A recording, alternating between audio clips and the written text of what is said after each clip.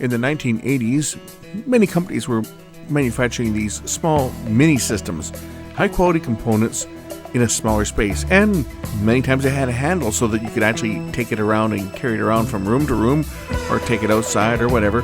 Sony is no exception. They had some really neat mini systems with relatively good speakers, good amplifiers, good tape decks, and CD players, and somewhere had an optional CD player, and this is one of them. This is a Sony CDPS27. This is a small player, and this one here apparently doesn't play, and the backlight is burned out. This uses an incandescent backlight on this one. I've already removed the screw so I can lift the top off. We can get a look at the inside of this unit. I want to first of all determine whether the laser is good or bad before ripping this apart to change the bad backlight.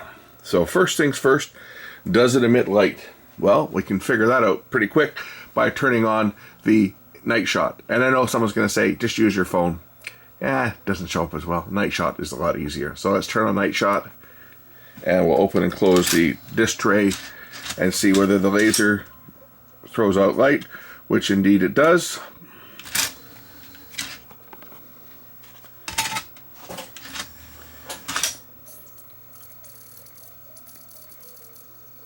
A disc spins, but it does not play. So a few things that this could be. I'm thinking because this uses a mechanical drive assembly, it might be that the grease has dried up on the rails and on the gears here. So the first thing we're going to try is we're going to put some grease where grease belongs on the mechanism and just see whether it's gummed up. Because if the laser pickup's not able to move, obviously it's not going to play anything. It's not going to move out of the table of contents area, and it's not going to read the disc. So we can lift this up, and you'll see that under here, let's turn off the power to do that so I don't have to worry about the disc tray going back in.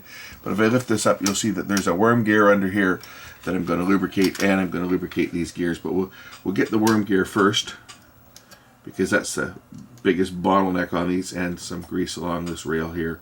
And I'm going to manually just turn the pickup past that just to get the grease into the traverse. So we'll just turn this around here.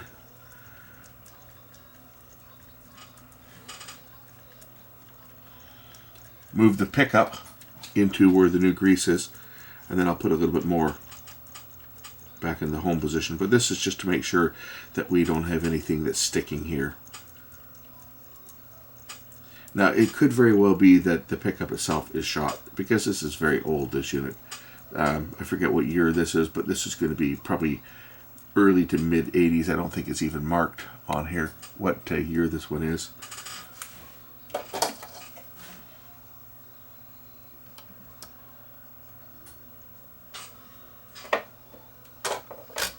And turn it on, and the laser should, well, it's not even trying to wind it back, but it might not unless there's a disc actually in it. So let's just load a disc and see whether it tries to wind the laser back.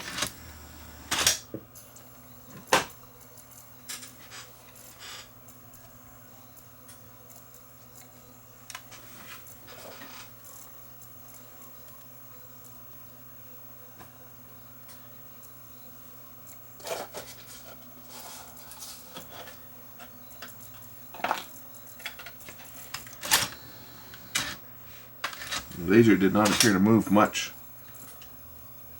Take a look at the RF from the RF test point here. We'll see if the eye pattern shows up on the oscilloscope.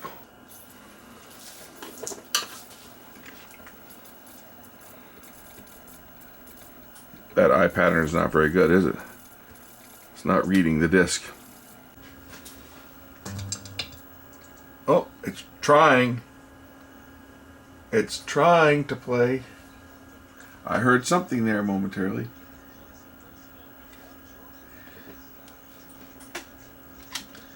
That waveform doesn't look great, does it? Not right.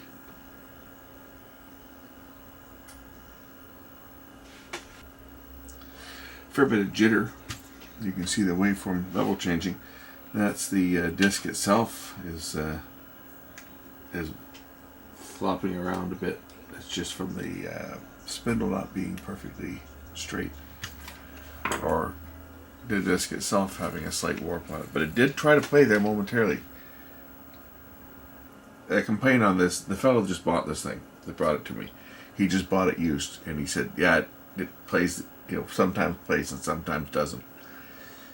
So it's very likely the laser itself is, see, it's trying to play now.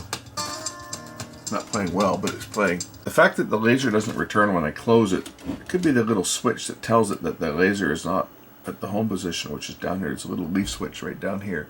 I'm just going to bend that out a bit just to make sure it's not stuck shut, because the optical pickup should move back when I close the drawer, when it's out like the end here. So I just bent that little contact back. We'll see if it tries to move back. Oh, look at that.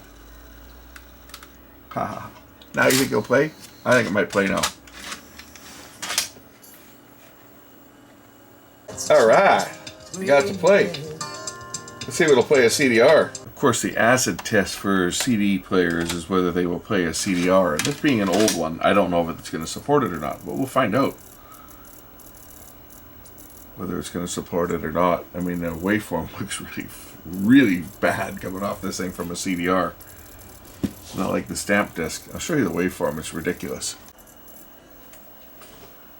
That's the table of contents from a CDR of the silver type of CDR. As you can see, it's really having trouble trying to lock into anything here. We'll just try I'll try a different type of CDR, a different material. See whether this one reads any better, and then we'll go back to that stamp disc and see if it will read it again.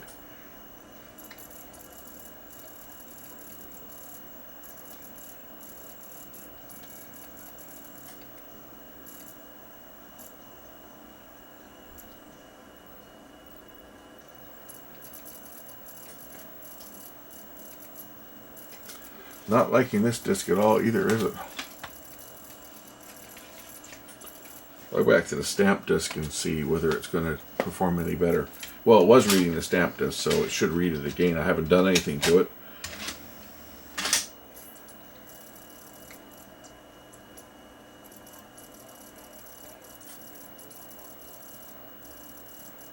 It is quite slow at reading. That's the mess that's called the table of contents area that it's having trouble reading. And it didn't read it that time. But yet, nothing has been done as far as the player is concerned. I haven't made any adjustments other than to fix that switch and put some grease on the rails.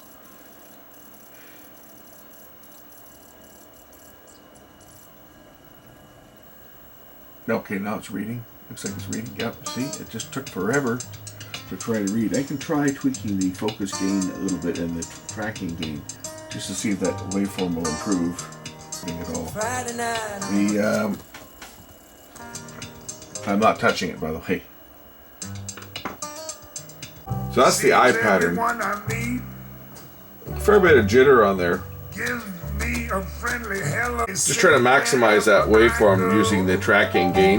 And of course I got to do this quickly. I can't let the music play here very long while I'm doing this because get hit with a copyright. As you can see, it just does not want to read. This is going to be a laser problem. I'm pretty sure that we're going to have to change the laser on this, but getting one would be impossible. Yeah, it's pretty slow at reading the tracks. I'm watching the waveform right now, and it's still trying to find the start of that track. We can see the waveform if we look at it here. It's changing. See, it's having a hard time finding the beginning of the track. This could just be the fact that the signal from the laser is weak, because the lasers do wear out, and when the signal gets a bit weak, it's really having a tough time trying to read the information off the disc.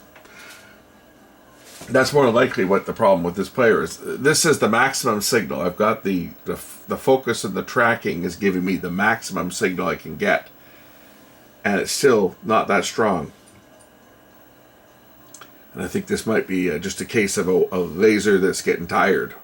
And the laser for this one's not a standard. It's not like a KSS240. This is a different laser that I think would be probably pretty difficult to try to find. Got my CDR disc in now. Is it going to read? Is it going to read? The eye pattern should be clear, but it's not. It's all blurry. I wouldn't say no, but at least it's picking up a signal from it, complete with all that that jitter, which you see here, the signal jumping up and down. That's probably due to the spindle motor. Either the spindle motor isn't completely true, maybe a slight bend in it, or the bearing is worn out a bit. It's causing the disc to do a bit of this, right? So that's causing a level shift.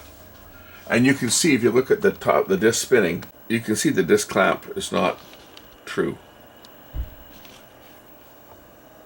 So let's just take a look at the differences between the discs. So this is a CDR. Look at the level. This is the dark colored CDR. This is, I think it's a Fuji, but look at the levels that we've got here. If we center the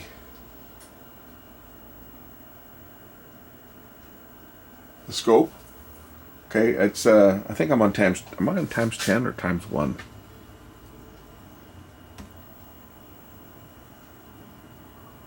I guess that's times 1. This is times 10. Yeah. So this is 200 millivolts per division. So 0.6 volts, right? 200, 400, 600 millivolts coming off the RF amplifier. Now, if I look at this other CD, this is this one, just a silver one. Look at the level difference. This is CDR. Look at the level difference on that. And then we'll put in a stamped disc, so we can look at the difference in the levels of the stamped disc as well.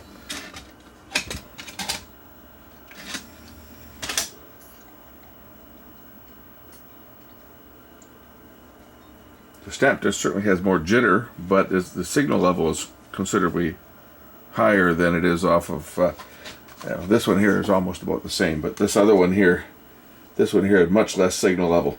Although you can actually see through the disc. They're almost transparent, these cheap discs. See that? You can see the scope right through it. Not much to these ones. These ones here, a little bit, well, it's got a heavier backing on it, but a darker dye, you don't see through it. But again, this player, it was playing. Like I say, it sometimes plays, sometimes doesn't.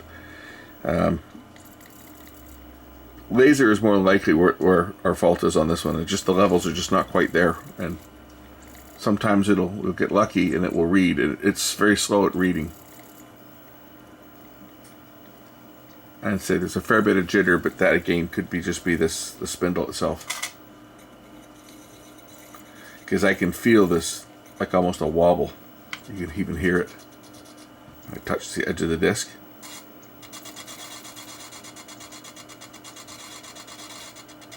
Which corresponds with the level shifting.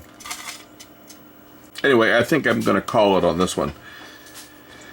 We got a bad pickup. Finding a pickup for this one's going to be like finding a needle in a haystack. It's not your common KSS240 on this one. And these ones are going to be, I'm going to say, pretty tough, if not impossible to find. Okay, this one uses a KSM131A. It's this entire block, and it comes with everything's all in one. You don't just get the laser on this. This entire unit is replaced as a block. And I think it's a traverse. It comes with the motor, comes with everything except for the clamp. This whole unit is replaced as one piece. I would say good luck trying to find one. I'm just going to try bringing the power level up ever so slightly by adjusting the laser power level ever so slightly. This is not something I ever recommend doing because they're set at a specific level. And if you turn it up, it's going to reduce the life of the laser, although this one's already shot. I just want to see if it's going to help it read any better or worse, and see whether I can get anything happening other than what it's doing now, which is very little.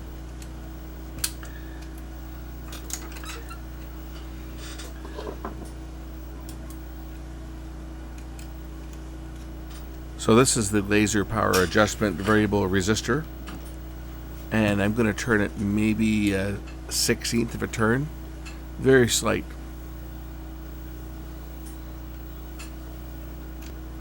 Yeah, I don't know whether I turned it up or down. I turned it clockwise, but I don't know what way is which on these. It's not like they're exactly labeled.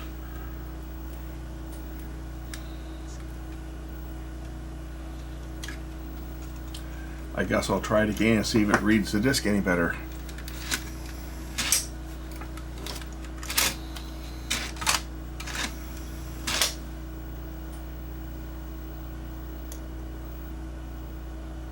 Well, I guess I went the wrong way because it's not even reading the disc at all now.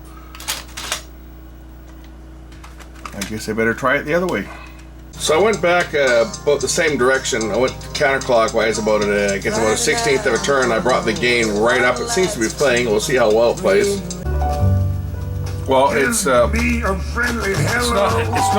not really much better. A little higher signal level. Let's see whether it'll read either of these CDRs now.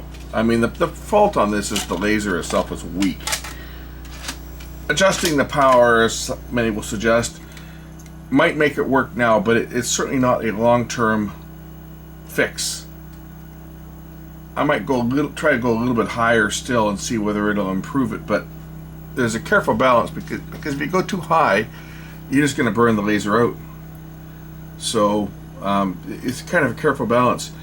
It's factory set to the correct number of milliamps going through the laser junction, and the laser diode is going to get weak over time, and the emission is going to drop. Now you can increase the current to bring your emission back, but it's only a short-term fix. You see, it's still not reading this CDR. How about this other one that has higher contrast? Will it read this one? I certainly see more signal on the scope now than before, but it's still not reading the CDR.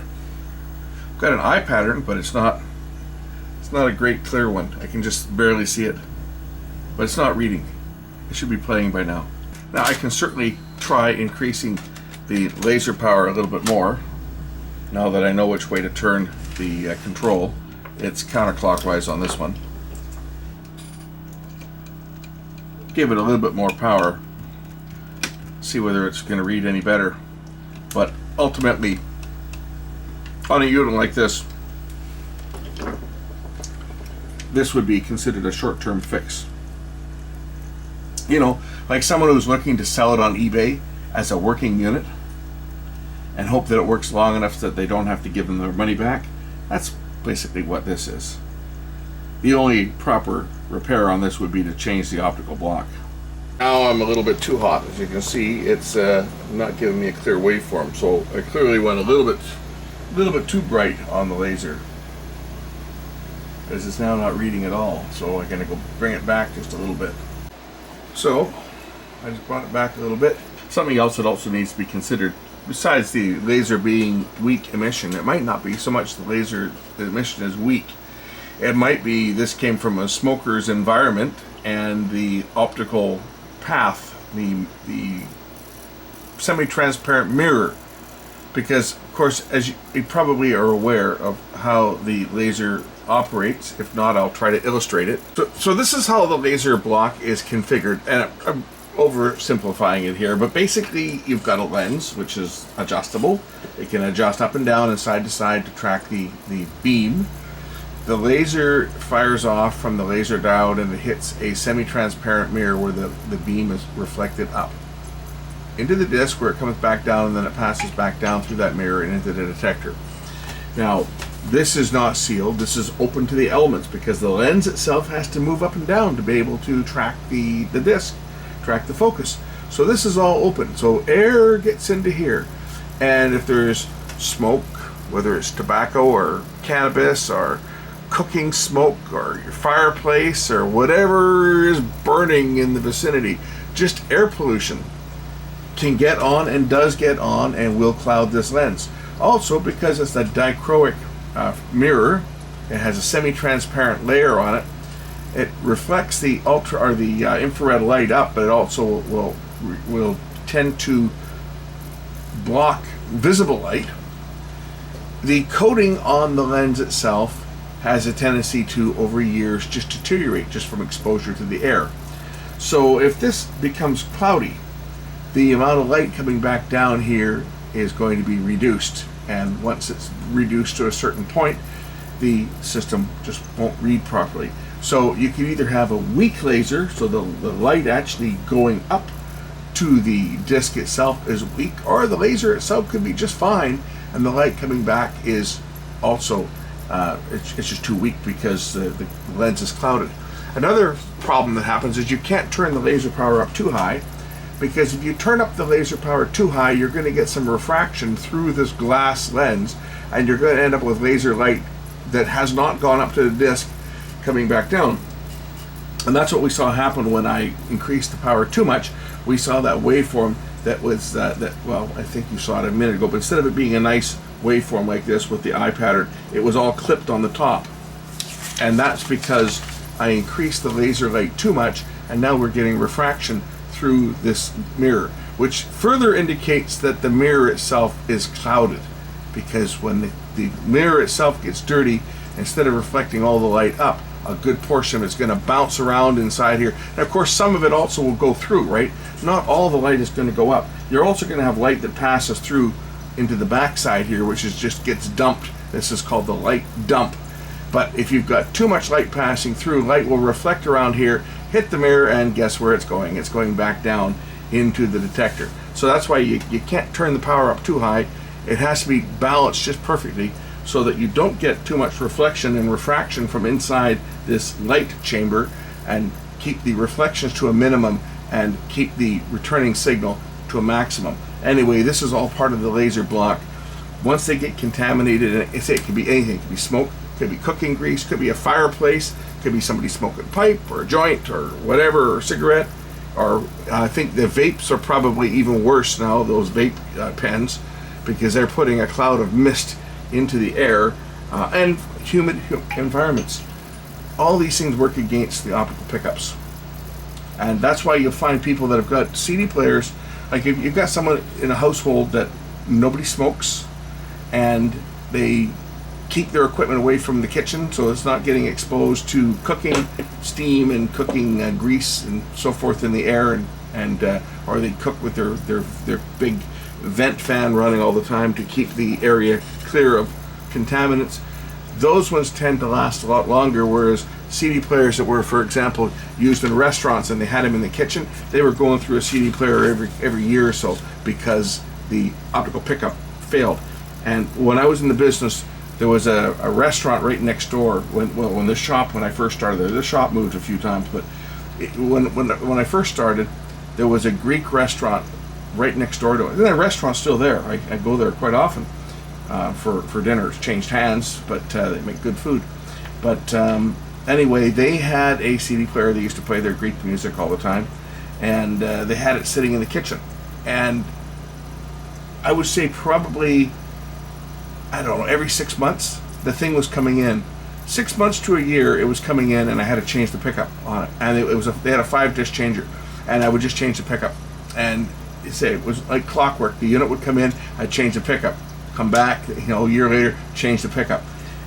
And it was just from contamination. And you can't clean it, because obviously you can clean the surface. This thing's been spinning away and not doing anything. You see, it's not reading this disc now again. But you can clean the surface of the pickup here. What you can't do is you can't clean what's down underneath here. Some of these lasers you can actually pull the top off. I wonder if we can see it on here. Since this one's bagged anyway, let's just oh yeah, look, I can pull the top off this one. So we can see the block I'm telling you about. Oh, good, we can see it. We can actually see the lens, and we can see part of it. Can't see it all because some of it's underneath the deck, but I'll try to get you a close-up so you can actually see the lenses that I'm talking about. Right? So there they are. Can you see them? There's the two little lenses I was referring to. They can get contaminated, and if they do get contaminated, they can block off light. Now I don't even know. I'm gonna try sticking a Q-tip in there and just see if I can polish them off. What the hell? I got nothing to lose on this thing because this optical pickup is FUBAR. But let's see whether I can actually get in there and clean that thing and clean it up, because maybe we can improve things over what they are now, because right now they're not very good. So I don't know if this is going to do anything, but if I lift this up and grab something to pull the lens up out of the way with.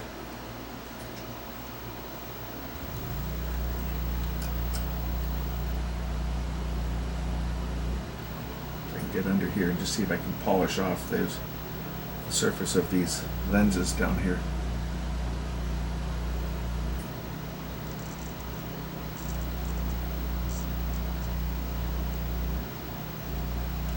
Okay, I'm just curious as to whether that is going to make any difference whatsoever. I don't know if we're going to see it on camera or not, but if I look closely down into this bottom lens, you can clearly see clouding when I shine my flashlight down into this lens here. I don't know if it's going to come across on camera or if we can see it from the angle, but if I lift the lens up here slightly and we look into this bottom lens here, I can clearly see clouding in it. You see the lens? Can you see the clouding? That should be clear, and it's not. It looks refracted. Can you see it? I think you can probably see it right there at that angle. See the cloudiness on inside that prism? That's the two-way mirror lens, and it certainly looks, from this angle, it looks to be clouded on the bottom side. And that's probably why this thing is not reading, as the laser is getting scattered as it goes back down through that lens. The laser's right here. The pickup is down below. And if I shine the flashlight down through the lens itself, it's actually quite apparent. It probably doesn't show on camera, but it is quite noticeable. Probably not doing the pickup any good shining a flashlight down through it, but hey, it's already shot. But that pickup, that lens there, appears to be optically not clear. This one down here. You see? Look there, now you can see it.